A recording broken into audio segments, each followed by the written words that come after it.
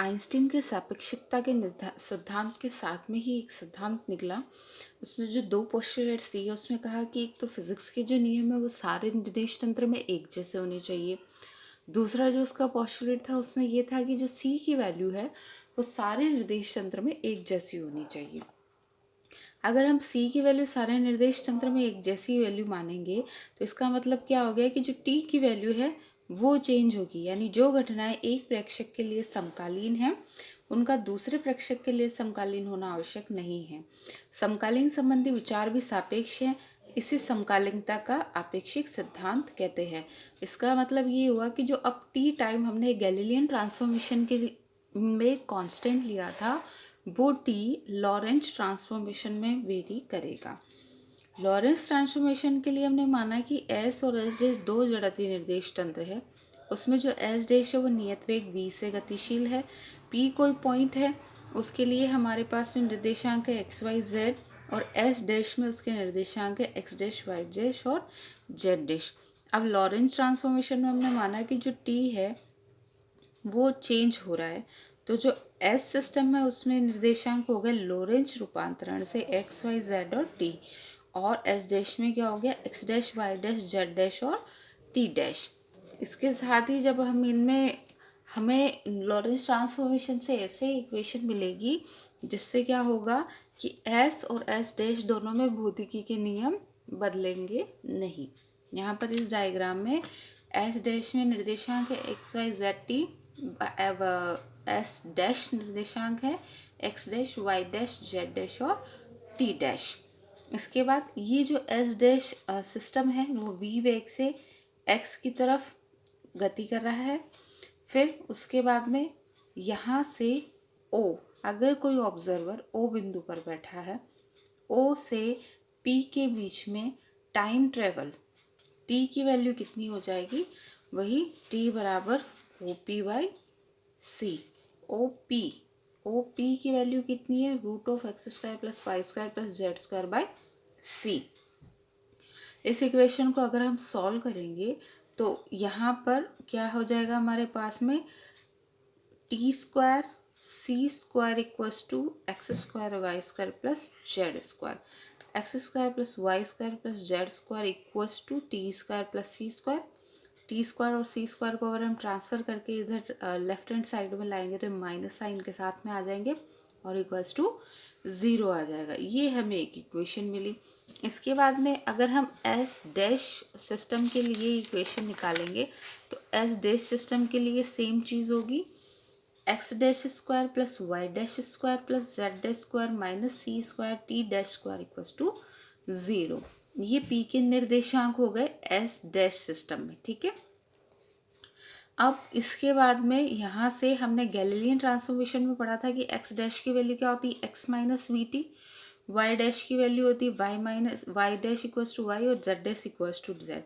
Lawrence transformation में हमने T को कांस्टेंट नहीं माना था, पर गैलीलियन ट्रांसफॉर्मेशन में हमने टी को कांस्टेंट माना है जहाँ t dash equals to t है।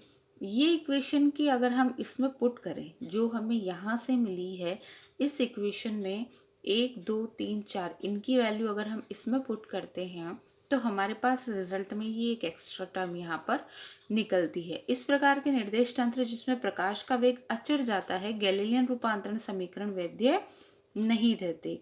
गैलीलियन रूपांतरण इक्वेशन किसके लिए वैध है, जहाँ पर सी आपने कांस्टेंट नहीं माना है, टी कांस्टेंट माना है।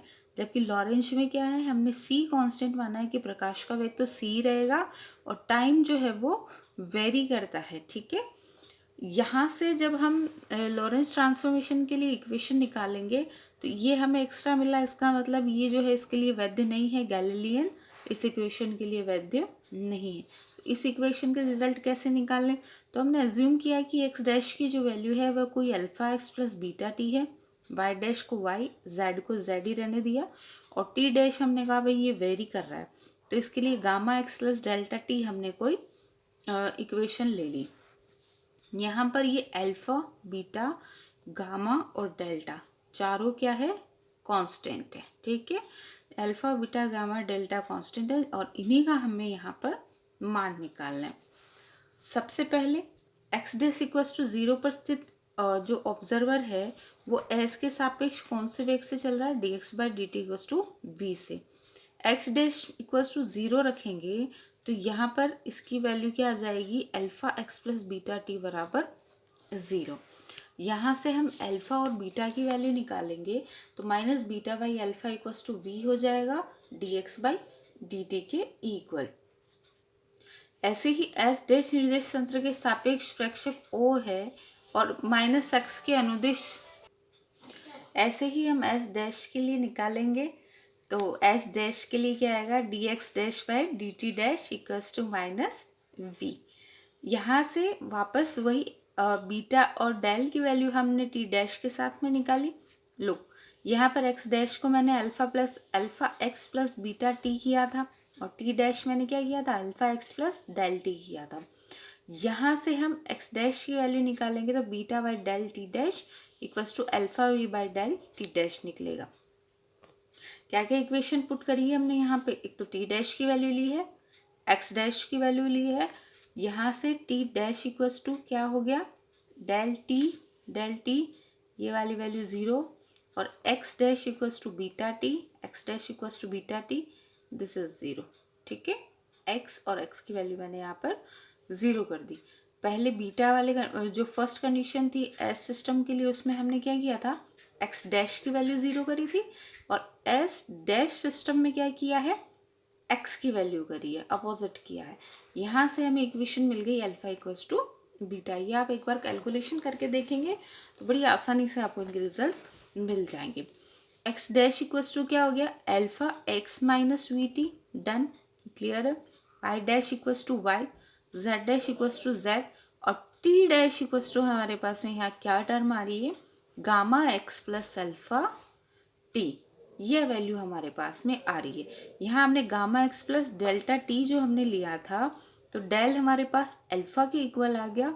और हम मोस्ट ऑफ इक्वेशन में क्या करके चलते हैं कि ज़्यादातर इक्वेशन हमारे लिए आसान कब होती है, जबकि उनके कांस्टेंट कम से कम हो और एक दूसरे से इंटर रिलेटेड हो।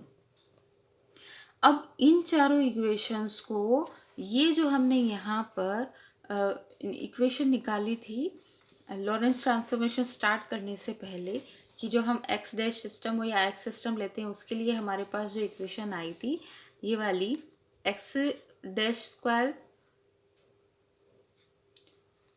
Square plus y dash square plus z dash square minus c square t dash square equals to zero. इस इक्वेशन में इन तीनों इक्वेशन की वैल्यू हम रख देंगे।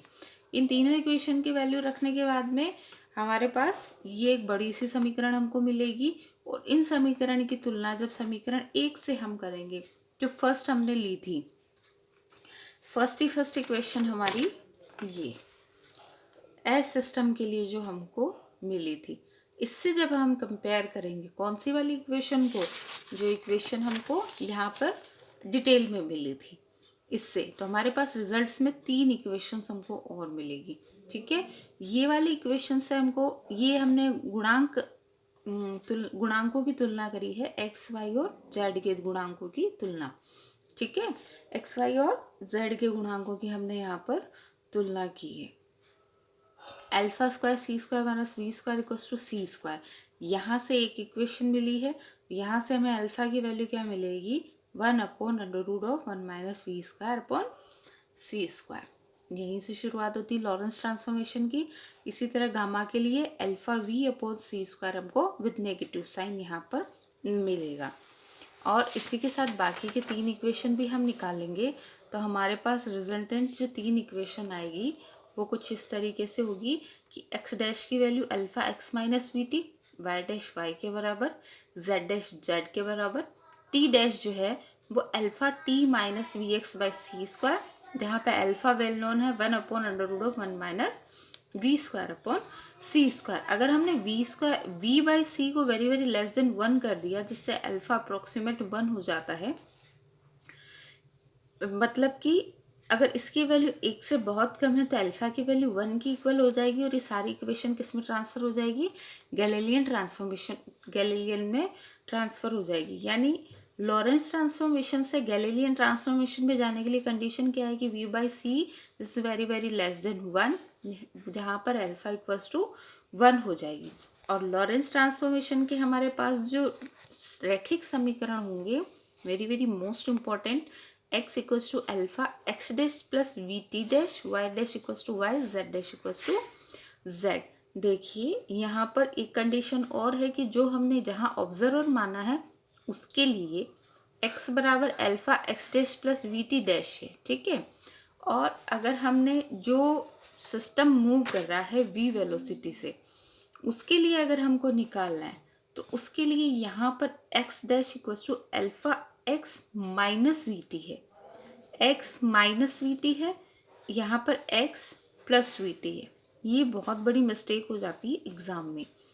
जो सिस्टम मूव कर रहा है उसके निर्देशांक निकालने तो नेगेटिव साइंस आएंगे, जो सिस्टम स्टेबल है उसके निर्देशांक निकालने तो प्लस साइन आएगा।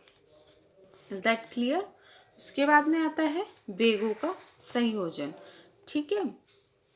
लॉरेंस ट्रांसफॉर्मेशन से अब ये तो हो गई सिंपल, एक इक्वेशन हमारे पास में निकली है, ठीक है। अब उसके बाद में पिंड के जो वेग है उसके रूपांतरण समीकरण निकालेंगे, तो वो d x by d t, d y by d t और d z by d t, यानी चारों इक्वेशंस को हमको क्या करना है, डिफरेंशियल करना है। और चारों इक्वेशन डिफरेंशियल करेंगे तो यहाँ से हमारे पास में देखो d x by d t की वैल्यू ये, d y by d t की this and d z by d T.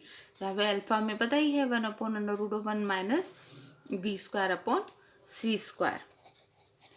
Important, ये चीज़ आपको याद होनी चाहिए कि अल्फ़ा की वैल्यू क्या होती है, क्योंकि अल्फ़ा हर जगह आता है। इसके बाद जिस तरह वेग का किया उसी तरह त्वरण का करेंगे। जो D you by D x हमें वेग की जो रिजल्ट्स मिले हैं उनका एक बार और डिफरेंशियल करेंगे तो हमें त्वरण के रिजल्ट यहाँ पर मिल जाएंगे।